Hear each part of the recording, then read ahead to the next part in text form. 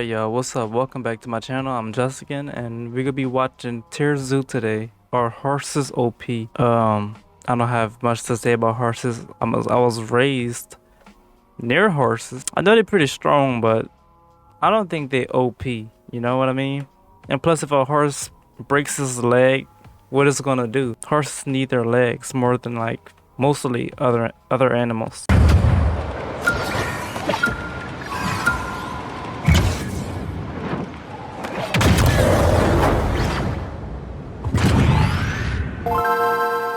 Alright, let's get it. Players have a wide selection of equipment to choose from when speccing their character. Teeth, claws, stingers, spikes, each weapon has distinct advantages and disadvantages in combat. Herbivore players tend to favor highly intimidating equipment like horns and antlers. In the African meta, things are taken to the extreme, with builds like the elephant, rhino, and cape buffalo rocking some of the most threatening tusks and horns in the entire game. So you might be surprised to learn that one of the most successful builds in the African savanna is the zebra, a build with no obvious weaponry to speak of.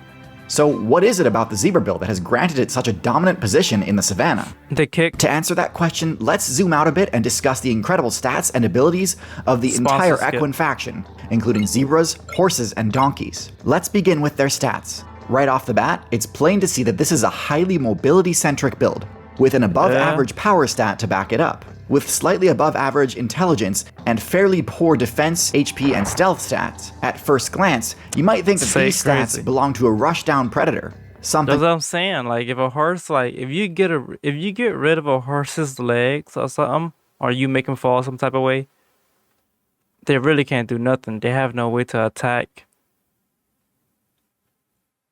I mean, the only attack horses really have is to kick you and to stump you and stuff like that. But everything else is, you know, not it. Like a wolf or eagle, something that can overwhelm its target with speed and power, and either finish the attack before the defender has a chance to counterattack, or weave in and out of the defender's effective range, chipping away at it or tiring it out. Clearly, stats don't tell the whole story here, as all equines are herbivores. So let's delve a little deeper into the abilities and strategies that horses and all their variants utilize to survive. Seeing as their highest stat is mobility, it's no surprise that an equine player's best defense against a predator player's attack is to run away. While not technically as fast as the max speed of a top-tier predator, horse builds are able to maintain high speeds for much longer, and because of this, builds like the big cat or bear have little chance of catching them without an extremely stealthy ambush. The horse's specialized hooves grant them a bonus to burst movement speed and allow them to ignore the movement penalties of rocky terrain. The likelihood of a successful ambush is driven even lower due to the horse's solid intelligence stat, which allows it to engage in herd behaviors such as individuals keeping watch to alert vulnerable teammates of approaching enemies. Taking shifts keeping watch is really important in a party of horse players, because horses need to spend massive amounts of time grazing. See, horses did not spec into the ruminant perk, which means they can't extract nearly as much energy from grass as builds like sheep and cows can. This was an intentional trade-off to keep the build much more lean and agile than ruminants, enabling them to dash quickly and jump great distances. But because the amount of time they need to spend feeding with their heads down is around double that of an equivalent-sized ruminant. So they have to feed, they have to eat a lot? Horses have to eat a lot? I didn't even know that. So horses have to eat more than cows, basically. They have to eat a lot all the time. Imagine a horse eating meat, like a carnivore horse. There's no way they'd be able to avoid an ambush alone. If they do get attacked, the chase begins, and this is where one of the horse's other core abilities comes into play: sweating. Now, I do need to address an inaccuracy I made in a previous video, my most viewed video to date, Are Humans OP, where I say the ability to sweat is uniquely human. This isn't entirely accurate. Horses also have the ability to sweat in order to dissipate heat. However, they're nowhere near as efficient at cooling down via sweating as humans are, for one main reason: body hair. Sweat doesn't evaporate off of a horse's body as easily as it does a human, because sweat gets trapped in the hair on a horse's body. As such, humans still absolutely crush horses in terms of thermoregulation during distance running.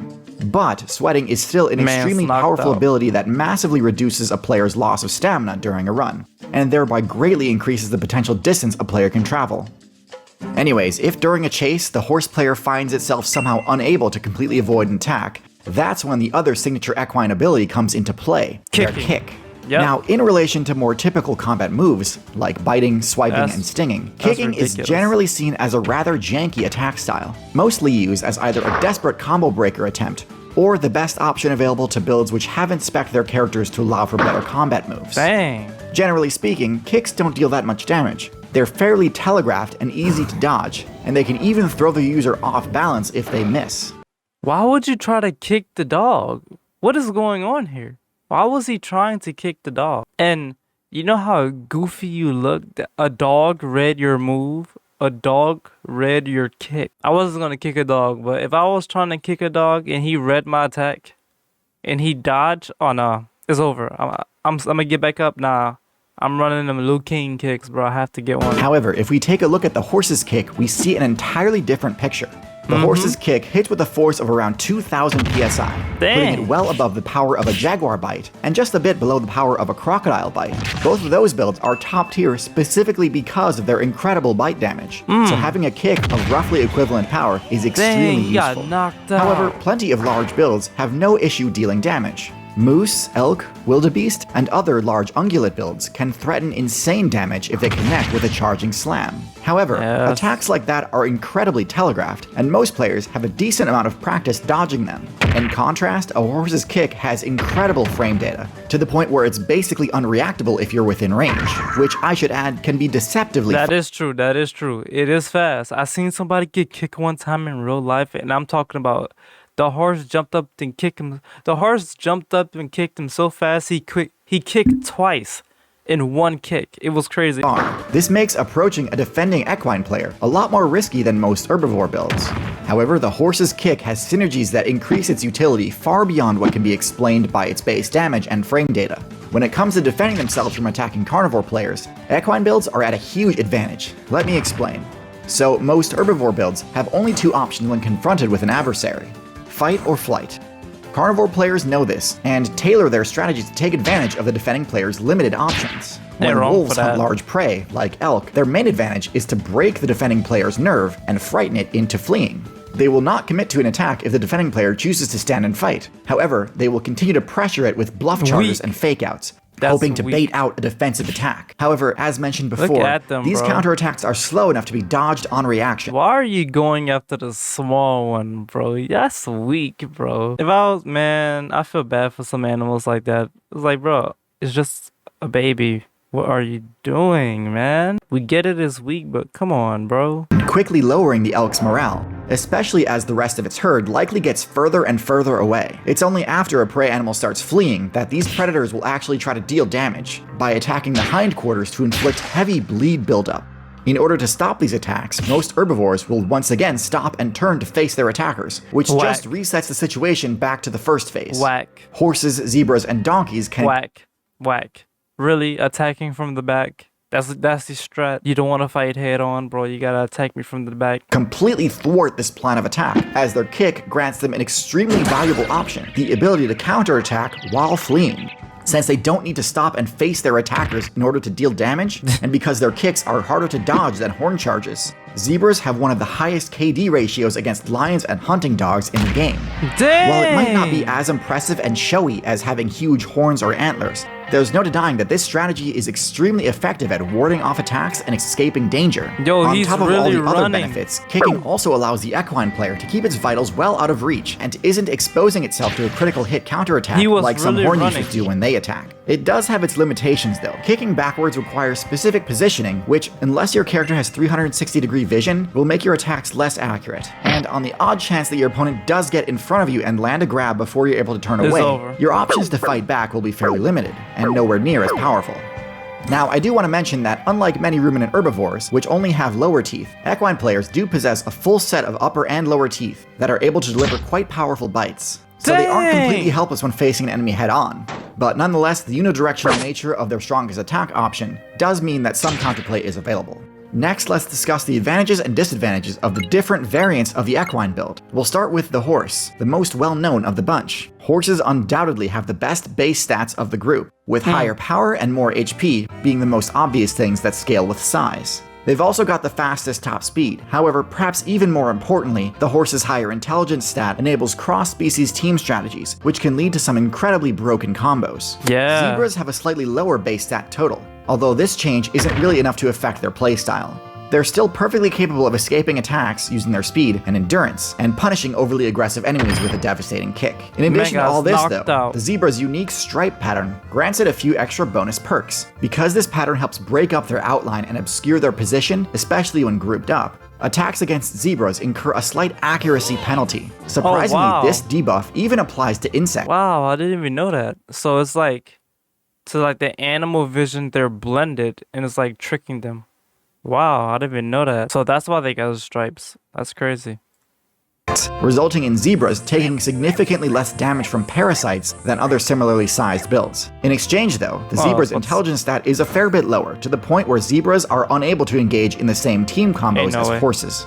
Donkeys are a bit of an outlier group, with the lowest power stat of the group. They have the highest intelligence stat, but tend to actually prefer solo play. They can be the highest intelligence stat?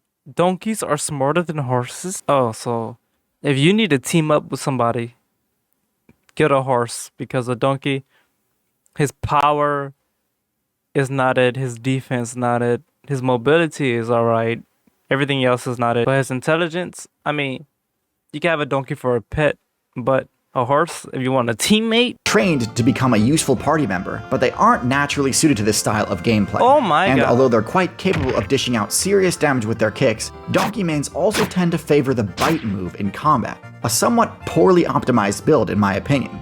It's no surprise that despite horses and zebras having quite solid matchups against both canid and felid opponents, donkeys end up experiencing a fair bit of difficulty, in part due to their smaller size, but also because maybe they just don't realize the potential power of a well-placed kick. Of the three main equine classes, it's a tough call which one I think is the most viable. I think they're definitely all at least high B tier. Personally, I do think horses take the top spot, and I'd even give them the rank of low A tier. See, despite being originally from the North American server, horses have successfully established invasive populations all across the overworld, including places in Africa that even zebras have difficulty surviving in. Wow. Thanks so much for watching. Thanks. Wow, that's cool. Alright, y'all, so that was our horses OP. But I think he's right. You know, a horse is an A, donkey and zebra and B. It seems about right. Alright, I'm gonna see y'all. I'm gonna catch you on the next one. I'm gonna start uploading daily soon. And yeah, peace.